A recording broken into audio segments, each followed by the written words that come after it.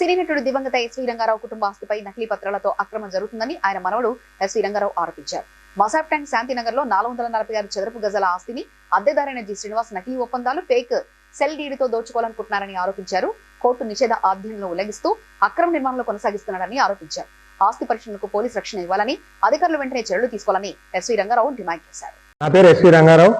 నేను స్వర్గీయ విశ్వనట చక్రవర్తి శ్రీ ఎస్వీ రంగారావు గారి మనవణ్ణి.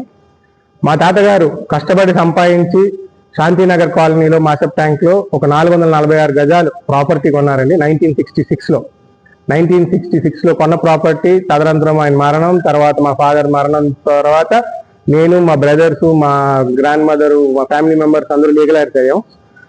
తర్వాత మా పెద్దలు చనిపోవడం జరిగింది. మేము లీగల్ హైర్స్ అయ్యాక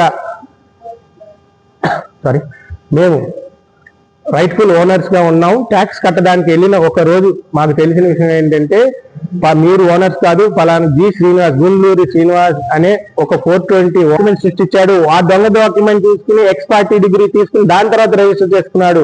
ఆ తర్వాత ఇందాక నుంచి నేను చెప్పేది అదంతా ఫోర్జరీ అని తేలేక మా అన్నయ్య ట్రాప్ లో పాడేశాడు.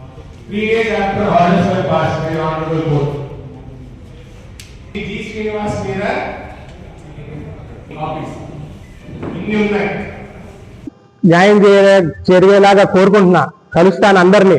సీఎం గారిని ఒకటే రిక్వెస్ట్ చేస్తున్నా, నాకు న్యాయం జరిగేలాగా పోలీస్ సపోర్ట్ చేసేలాగా కొంచెం సీఎం గారు ఇంటర్వ్యూ అయ్యి వాళ్ళకి చెప్పాలని నేను చాలా డీపెస్ట్ దీంతో అడుగు. Please like and share, subscribe to BCN Telugu News.